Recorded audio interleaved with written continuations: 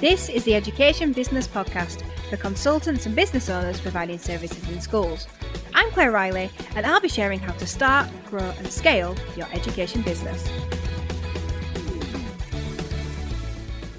Hi everyone, and welcome once again to the Education Business Podcast. So today I want to talk about 2 money pitfalls as your business grows. So this probably doesn't apply to you if you identify with being in the startup phase. But if you feel like you've got your business going and now you are growing, or it could be that you're building a machine, then this is something that you will probably resonate with. Now, in the beginning, usually you have no money in your business if you have founded that business for yourself and it's not a company that you've got investment for. But you've got no money in your company, it would be a small amount perhaps that you have saved up and put into it. So hopefully you're going to be really careful at that point with your money, and you might spend a little, but you will save most of it for future gratification and self-funding of the business. And that's certainly something that we did at Classroom Secrets, and also that we're doing with Education Business Club, because while I have a number of mentees, it still feels like a very small thing in comparison to Classroom Secrets. So at this point, it's all about building up the opportunity to use more of the money to invest in the things that we need. And at Classroom Secrets, we did the same. We had a little bit of money in and we spent very little, and then we built that money up. Now, I wanted to talk about this because we all feel like money is the marker for success, don't we? We can say that it's something else. It generally is, by the way, but we can say that we believe that it's something else. But generally, especially when we're a founder, money is the thing that we're trying to get, not only to enhance our lifestyles, but also to prove to everyone else that the business is a success, because we see that money in a business is a marker of success, not only for us, but for everyone else. And because we feel like that often, when we have actually cracked that code and the money is coming into the business, it can feel like the pressure is off, like we've made it in a way. Even if all of that money is going out, the money is coming in, and that is our internal marker for success. And so this is a podcast to raise your awareness of where you might need to make a few tweaks based on the experiences that I've had in education business. So we get to this point where money's coming in and finally we can take our eye off the ball in some ways when it comes to money, because it's actually coming in, and we can start to tend to other areas of the business. And this is what I want you to watch out for, taking your eye off the ball. And I want to talk about 2 money pitfalls that you might be experiencing in your business. Now, there could be more pitfalls than this, but I just wanted to talk about 2 that came to mind. And if any of these resonate with you, it might just give you some insights of what you can do next. So the first pitfall I want to talk about is hoarding. When we hoard all of the money. And it's easy to fall into this one because that's what we did in the early days. We just don't change things when the money's coming in. So what are some examples of what that might look like? Well, it might be that you're still on your own in the team, and maybe you do need some freelancers in order to really maybe scale the content or the service. But you don't want to do that because that will cost you money. You know, sometimes I do talk about my family relationships and the comments that they've had about business, even though they've not got business experience. And I remember one comment where they said, oh, if you have freelancers, which I'd taken on freelancers by that point, that I must have nothing to do now because I've given all my work to the freelancers. At which point I laughed, because that was ridiculous. I'd actually created myself more work. But that person was coming from a place of, but freelancers will cost you money. And it's that understanding of sometimes you just have to speculate to accumulate. So you might be needing freelancers in some form or another to improve your service or product, or be able to roll it out more, but not doing so. Another way that shows up is that perhaps you're not investing in the mentoring or the training that you need. And that's one of the reasons why you'll stay stuck hoarding unless you actually start learning different ways of doing things, learning how you can invest your money, working with other people like myself and Ed who have been there, who can help you take the next steps in your business. This might surprise you, but I definitely held myself back in this area. Did buy a couple of courses, but they were extremely expensive. The biggest investment I made, proper investment in mentoring and training, was actually in 2019. That was 6 years in to Classroom Secrets. That was not the right choice. Definitely should have moved on that before then. So yeah, not investing in your own training and learning. Another way it shows up is still doing the marketing yourself and maybe some of the big functions, not wanting to bring somebody in, whether that's a freelancer or an employee, to help with those parts of it because it will cost money. And, it's not just about the money element. It's also a dance you have to dance to try and figure out how to teach them to do things your way, but also open up what they could bring to the table as well. Another way this shows up, one that we have been really guilty of in the past, is only investing in cheap team members, so it's cheaper. Or giving existing people in the company, which could be employees, could be freelancers, a few more hours doing something that they know nothing about because it will just be cheaper that way. And another way you can tell that this pitfall is showing up in your business is when you employ people for too few hours. I've shared this before. When I first employed people, I employed them for 4 hours a week, which was stupid. Really stupid, because it took them 4 hours to get up to speed from the last week.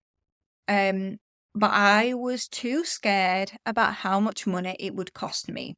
So there are some ideas. It's not all of the ideas, but it's some of the ideas of knowing, are you a hoarder? Are you hoarding money? And is that stopping you from growing your business? Are you holding onto the money as if your life depends on it and not letting it grow for you because it's just too squeezed, you can't breathe? And so why is hoarding bad? Well, it does actually give you a true picture. So another way that you might be hoarding money is to maybe only pay a director's salary to yourself. So that would be, I can't remember how much it is now, but it's like 12.5 grand or something like that. And maybe you're not taking dividends on top of that. Maybe you are. But it doesn't run as a true business. Because if you were to hire somebody to replace yourself, they definitely would not do it for the director's salary. What about the other functions in the business that you're fulfilling? Can that be done by one person? Is it running as a true business?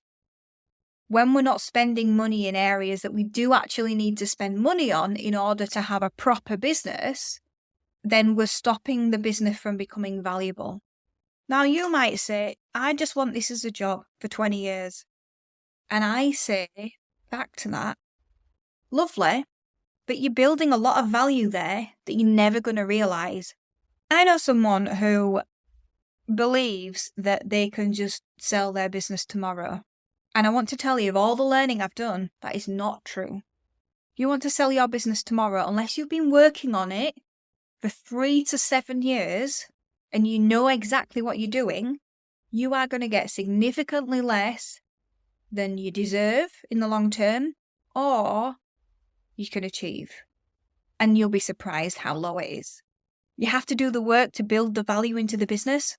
And if you are a solo person, yes, you can have a business, but it is a job. You've got to remember it's still a job. Unless you're not doing any of the things, you are throwing that value away. It's a bit like building a house, decorating it, getting an interior designer in, doing all of the things, making it absolutely amazing, and never putting any doors on and saying it's okay. We don't need doors. Think about how much that would devalue the entire house. It could be the nicest house that you've ever seen. Doesn't have any doors. Nobody's going to want to buy it. And if they do buy it, they're going to say, it doesn't have doors, so I'm not going to pay what it would be worth. And part of that will be, well, it's got water damage now. It looks lovely, but it's got water damage. Things have fallen over and smashed because the wind's blown through it. It seems like such an obvious thing, but when we're in business, sometimes we really do miss out the doors and think that we're doing the right thing and we're not. So let's flip the tables and let's look at the second pitfall, which is just spending too much money. So what does that look like? It could be having too many freelancers or just giving out freelancer work all of the time. A bit like I did at Classroom Secrets. I just had it there available. And I was like, yeah, take what you want. I didn't have capacity to process it that quick, but I just let people do that. I just let people take the work and do extra work.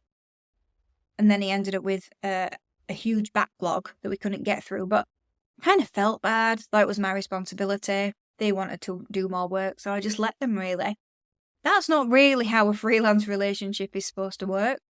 Another one, which is kind of similar, is giving friends employed roles because they ask you to. You might not be on this side of the coin. You might never have experienced it, but I have. I've definitely done that before. Or even finding jobs for people in the company, different roles because they work hard. Like, oh, we must find a way to reward them. Even if it's not necessarily what the company might need. All of these are really good examples of just spending too much money in ways that you don't need to. If you think back to the point I made about creating value in the business, that's when somebody would come along and go, why are we doing that? Why do we have this role? Why are we spending this on that? They would say that. Another area that you might want to look at in this side of the coin is signing up to software too quickly.